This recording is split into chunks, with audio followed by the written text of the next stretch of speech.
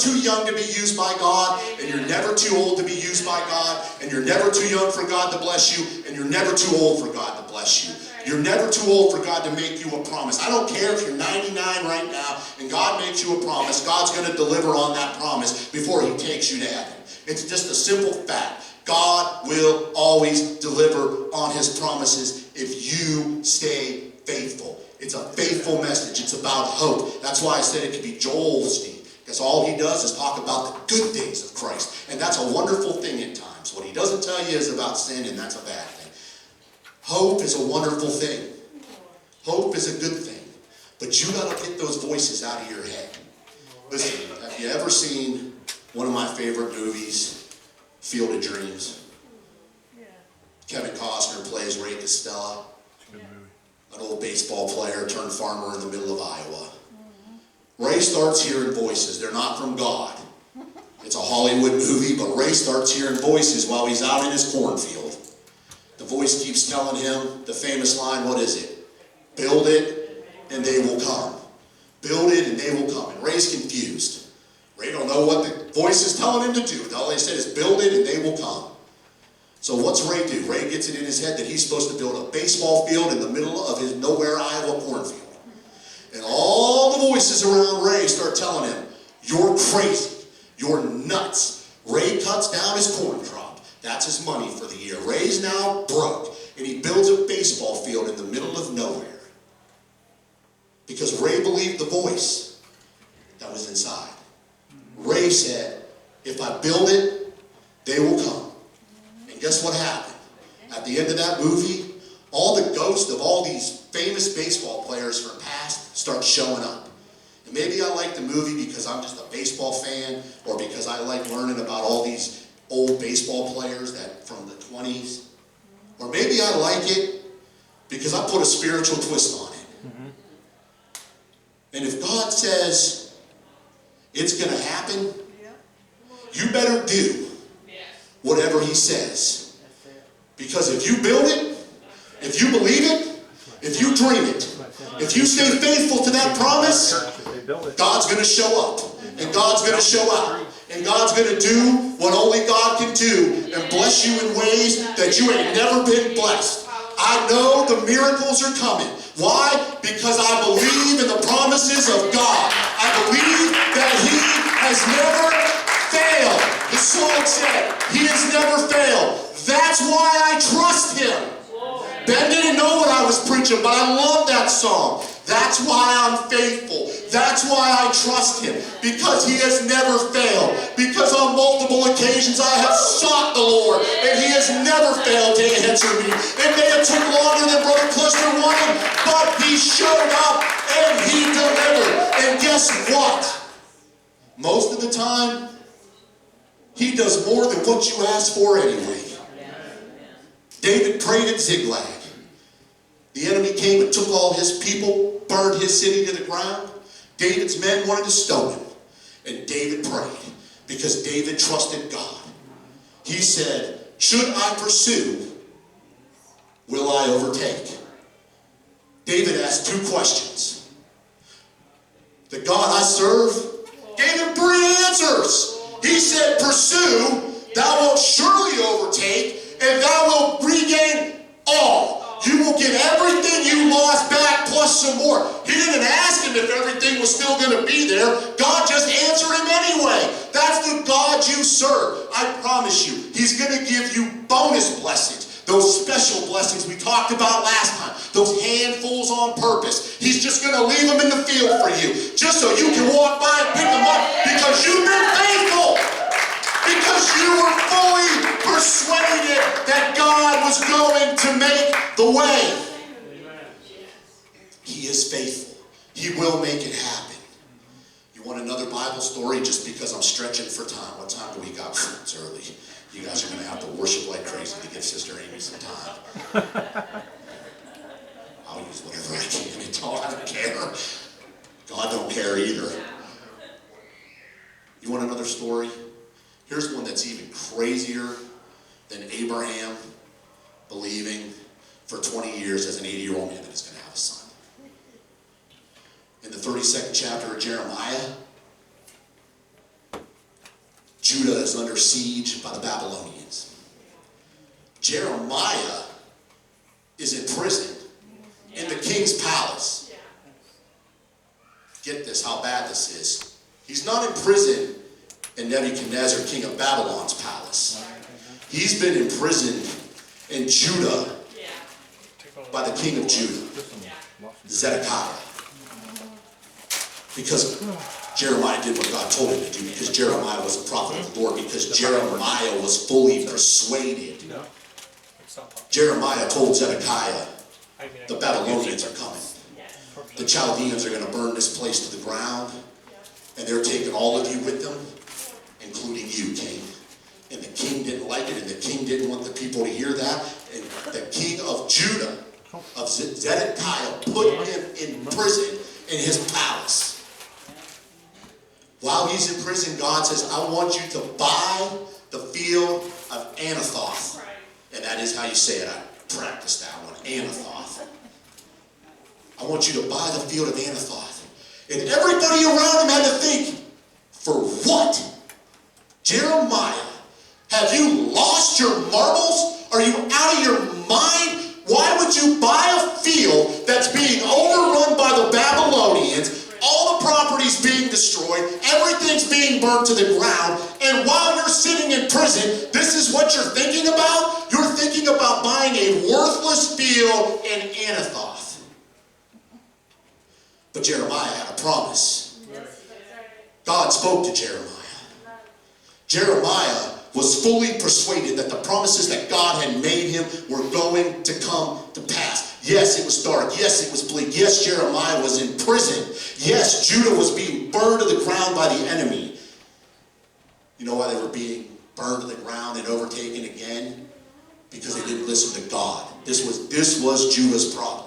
This was Israel's problem.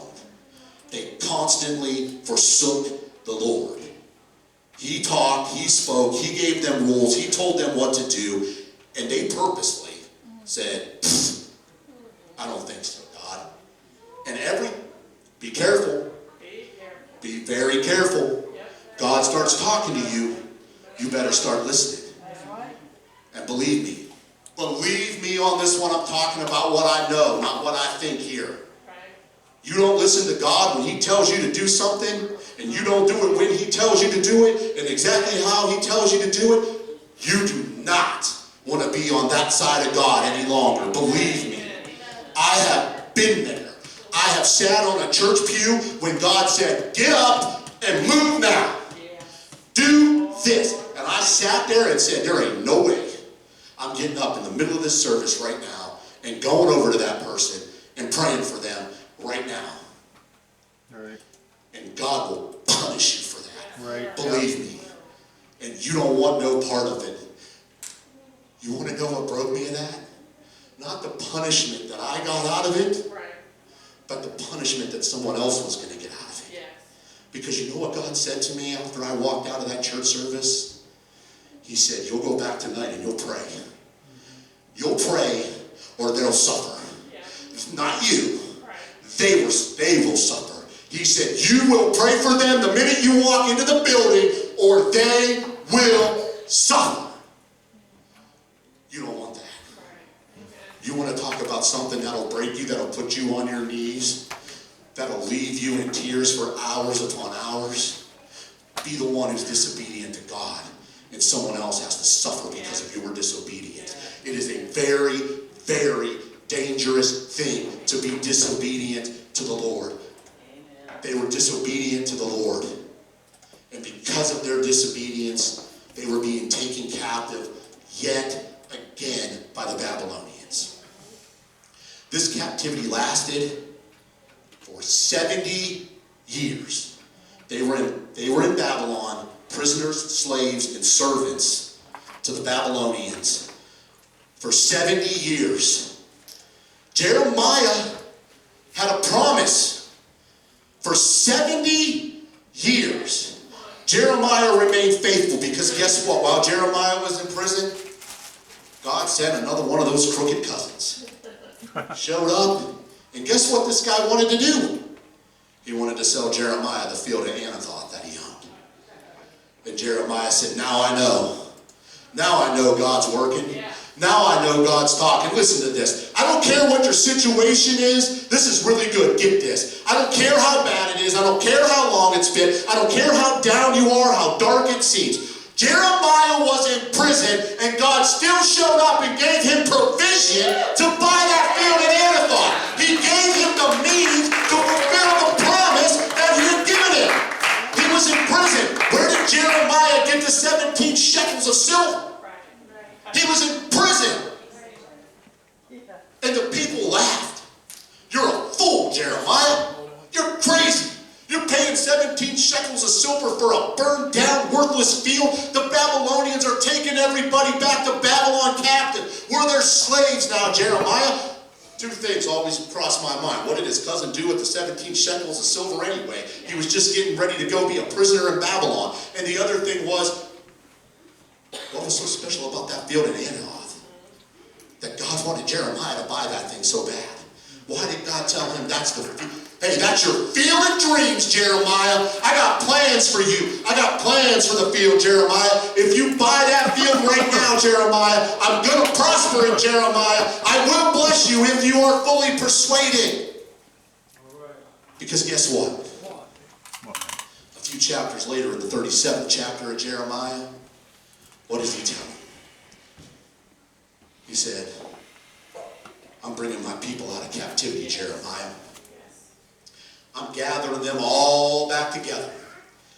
Guess where they're coming back to, Jeremiah? You and the people are coming back to that field I had you buy in Anathoth 70 years ago. I know it sat barren. I know it looks bad. I know it ain't pretty right now, Jeremiah. But my blessings are upon it, Jeremiah. My people will be there. I will be their God. They will be my people. I'll give them one heart. I'll give them one way. They're never going to do this again, Jeremiah. Because Jeremiah was fully persuaded. He bought that field, that worthless field in Anathoth. And God blessed that field. Listen, once again, don't be telling Brother Clester how you can't do it, how you can't wait, how it's been too long, how you're down and depressed because God hasn't done it yet. Come on. Abraham waited 20 years for a son. Jeremiah was in captivity in Babylon for 70 years before the promise came to pass. Listen, it's personal. There's people in here. My mom's one of them. My mom prayed for years. I know she did. I honor my mother for that. My mom not only took care of me as a child in my flesh, but my mom sent out prayers. I know my mom prayed prayers for years and years and years and years. 36 of them to be exact. She prayed for her son. I know she was praying for God to deal with my heart, for God to deal with me. I know there had to be sleepless nights where she didn't know where Clester was, where she knew Clester's bad habits, where she knew Clester was at the bar, where she knew things weren't gonna be good if she didn't pray. But she prayed, and she prayed, and because she was fully persuaded that God was gonna hear her prayers, that God was gonna answer them, I'm here today, and I don't mean just as a preacher. I shouldn't be here today. My life should have been stuffed out from under me so many times it's not even funny.